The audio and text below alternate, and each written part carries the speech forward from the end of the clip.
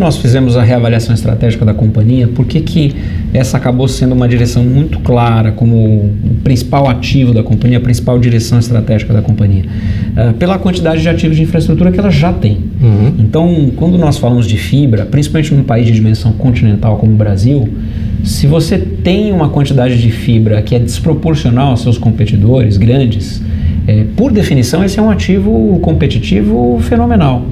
E hoje, quando nós olhamos para o Brasil com mais de 5.500 municípios, com essa dimensão continental e uma necessidade de fazer uma transição de fato para altas velocidades de banda larga, nós temos quase 400 mil quilômetros de fibra no país. São 380 mil e isso cresce a cada mês, até porque a gente está fazendo muita implantação. Quando o segundo competidor mais próximo se aproxima dos 200, então está se aproximando dos 200. Então, 200 mil quilômetros de fibra num país como o Brasil é muita coisa.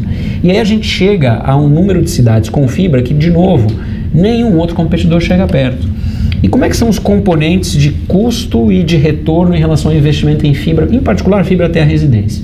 São 3. Primeiro é o teu backbone de longa distância, ou seja, como é que eu consigo conectar as rotas de longa distância entre regiões, entre grandes capitais, entre as grandes regiões do país. Segundo é a tua rede regional de fibra, como é que eu consigo conectar as cidades que estão em uma região e como é que eu chego de fato com uma velocidade alta para poder levar aquele tráfego até lá.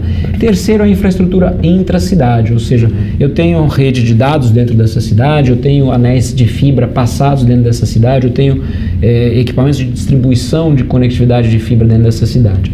E aí, tentando simplificar aqui algo que é bastante técnico, nós fizemos uma análise que olhou para o país inteiro a um nível muito granular, a nível de bairros de cidades. Então não é a nível de uma cidade, é em nível de bairros de uma cidade, um conjunto de residências para saber a viabilidade econômica da gente chegar até lá e de ter retorno com aquele investimento, considerando que tipo de infraestrutura a gente tinha, até onde ela ia, se ela ia só até a cidade, ou se ela ia até o bairro, ou se ela ia de fato até bem próximo da casa, qual seria o custo para implantar infraestrutura nessas localidades e qual seria o retorno em função de quantos competidores existem, qual é a penetração de fibra que existe na cidade, penetração de banda larga que existe na cidade, potencial de consumo que existe na cidade e assim por diante. E com essa dinâmica, que foram mais de 300 mil setores censitários, assim, para dar uma ideia para vocês, são mais de 300 mil setores censitários. Então a gente fala de 5.500 municípios, mas é um nível de granularidade muito mais fino. Rua. Exatamente. E a gente chegou a um número que para nós foi assim, muito encorajador, que foi um número de entre 35 a 40 milhões de residências, excluindo São Paulo, excluindo o estado de São Paulo, que é a nossa área primária de atuação em relação à detenção de infraestrutura, que são residências ou consumidores, aí entra pequenos comércios, por exemplo, viáveis economicamente para implantação e provimento do serviço de fibra até a casa. Tá? E com isso nós começamos a traçar o nosso plano. E por quê? Porque só a Oi tem os vários componentes na maioria dessas cidades. E dentro dessas cidades a gente tem também a fibra interna. Boa parte dos casos a gente tem a fibra interna com as redes de dados e com as redes de distribuição secundária. O que faz com que o nosso custo de implantação adicional de infraestrutura seja muito menor do que o concorrente. Na grande maioria das cidades. Na grande maioria das cidades. Óbvio que tem cidades em que ninguém tem nada. Mas aí nessas cidades pelo menos nós temos o backbone. Então sempre a gente está, de alguma maneira, ou igual a um ou dois ou três passos à frente de competidor grande. Quando a gente olha para um segundo componente, a gente olha para um segundo componente também, que é o fato de que a nossa base de usuários histórica, ela é uma base muito grande. Então, ao longo do tempo, em boa parte dessas cidades, nós éramos o único provedor de banda larga. Em boa parte das cidades, essa vantagem foi se perdendo até pela nossa falta de investimento passado. Tá? Então, os pequenos provedores começaram a nascer em cima da falta de investimentos da Oi, nessas cidades onde ela, em primeiro momento, estava sozinha. E aí foram sendo criados esses pequenos provedores, então, de fato, a dinâmica foi mudando. Mas, ainda assim, existem muitas localidades onde nós somos a única alternativa de comunicação. E um terceiro componente que eu acho que não é menor e que, curiosamente, ele é quase que o nosso segredo não divulgado, é que a Oi hoje é a única operadora que tem uma base própria de equipe de instalação de campo.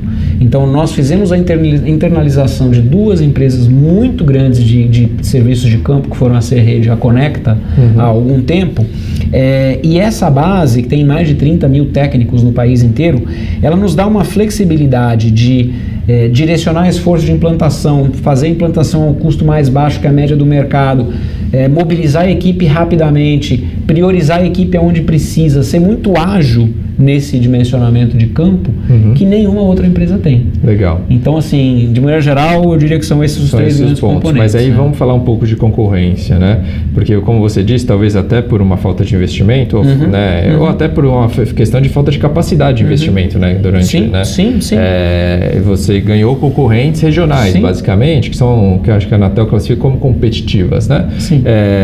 Por que hoje, numa volta da Oi, por que você vai ganhar dele? Por que você vai ser mais eficiente do que ele?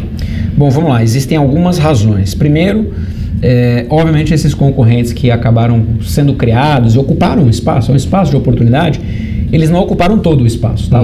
Estão muito longe de ocupar todo o espaço. E a gente fez essa pesquisa e, de fato, boa parte desses concorrentes, embora hoje eles estejam se modernizando, então quando você vê concorrentes, pequenos provedores nascendo, eles já nascem hoje, em boa parte dos casos, com fibra. Em boa parte dos casos, eles nasceram com rádio, nasceram com Ethernet.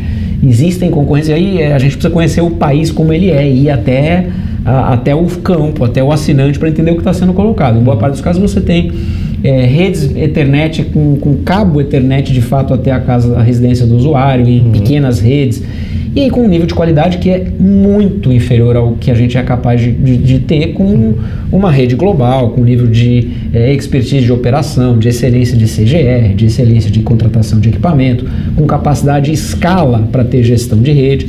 Então, de fato, no nível qualidade, a gente acredita que esteja bastante adiante de pequenos provedores e até mesmo de outros competidores, até pelo histórico de infraestrutura e de capacidade de contratação que a gente tem. Um segundo componente é que, se você olhar a equação de custo de qualquer provedor, ela passa por atendimento e equipes locais, ela passa por contratação de equipamento, e aí vai tanto equipamento de casa de usuário quanto equipamento de rede, infraestrutura, e ela passa por capacidade de escoamento de tráfego, que é o quê? Contratação de backbone, de backhaul e assim por diante. O pequeno provedor não tem backbone nem backhaul. Eles utilizam de alguma forma a Oi? Utiliza, sim, boa parte deles utilizam a Oi como backbone e backhaul. E deixa eu te fazer uma pergunta, já aproveitando então. A Oi fornecer a infra para ele não é um tiro no pé? Não. Vou falar para você por que não. Porque existe espaço para a gente ocupar tanto como provedor de infraestrutura para o cliente final, quanto provedor de infraestrutura para outros provedores. Porque mesmo com toda a capacidade de execução que a gente tem hoje, eu já comento sobre ela, nós vemos que existe um espaço que é tão maior do que os nossos próximos 3 a 5 anos de investimento, que eu não posso deixar esse espaço de atacado ser ocupado por outro provedor, por outro player. Nós temos uma vocação natural de prover infraestrutura para o país. Então, eu vejo que em muitos casos, nós vamos certamente competir diretamente com esses pequenos provedores, e aí eu tenho muita confiança na nossa capacidade de ser bem sucedido. Em muitos casos, nós vamos colaborar e até mesmo desenvolver modelos de franquia com esses pequenos provedores. E em muitos casos, onde, por exemplo, eu tenho um retorno mais distante ou menos priorizado para a empresa, eu vou sim investir no atacado puramente. Então, nosso plano, só se você lembrar do plano estratégico, ele chama 16 milhões de casas passadas até o final de 2021. Se a nossa oportunidade é uma oportunidade de quase 40 milhões, eu tenho aí outros 24 milhões de casas que eu tenho que desenvolver modelos alternativos. Ou eu acelero investimento, ou eu faço parcerias, ou eu opero como atacado. Então, existe sim essa oportunidade de eu fazer as duas coisas. Agora, onde a gente compete, curiosamente, a gente vê que quando a Oi volta para o jogo com a fibra, ela volta para o jogo de maneira muito forte. Uma métrica que nós já demos visibilidade para o mercado, quando nós começamos a operar com o FTTH, a gente perguntava, a maior parte dos seus clientes novos é migração de cliente de cobre, de banda larga cobre, Velox, antigo, para banda larga em fibra. E era justamente o contrário. A absoluta maioria dos nossos clientes novos de fibra eram clientes que estavam vindo da concorrência e não da própria Oi. Por quê? Porque de alguma maneira ele saiu da Oi, foi para a concorrência, pegou uma velocidade um pouquinho maior e agora volta para nós. E aí existe curiosamente uma feliz coincidência de tecnologia nesse caso, que é o seguinte: quem investe mais tarde, obviamente, teve um pouco do seu espaço ocupado, porém quem investe mais tarde tem um benefício do leapfrog tecnológico. Então hoje, principalmente se eu comparar com as operações que acabaram fazendo maiores investimentos em banda larga ao longo do país, principalmente nas cidades de médio porte, aí os nossos dois grandes concorrentes, que são os dois grandes concorrentes integrados no país, eles acabaram investindo com uma tecnologia ou de cabo coaxial, já é o famoso HFC, que é uma híbrido de fibra e coaxial, mas o que chega dentro da casa do usuário é cabo coaxial, e o que está em boa parte da rede é cabo coaxial. Tem um limite de velocidade. Ele tem um limite de velocidade, ou em DSL. Então, a boa parte da aquisição da GVT no passado, que foi uma operação muito bem sucedida de penetração de banda larga, competindo com as grandes, foi baseado em um modelo híbrido. Não era HTT, não era FTTH, era FTTC. Era a fibra até o armário e do armário até a casa do usuário com par de cobre. Então, no par de cobre, a limitação é a limitação de velocidade que vai, em alguns casos, diante de condições muito especiais, até 70, 80 mega.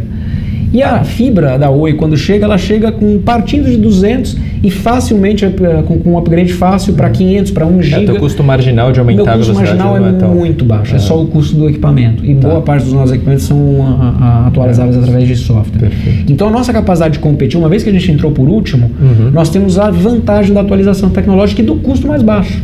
Então um ONT, que é um equipamento da casa do usuário de fibra hoje, mais toda a implantação, custa o mesmo que custava implantar o cobre há 3 anos.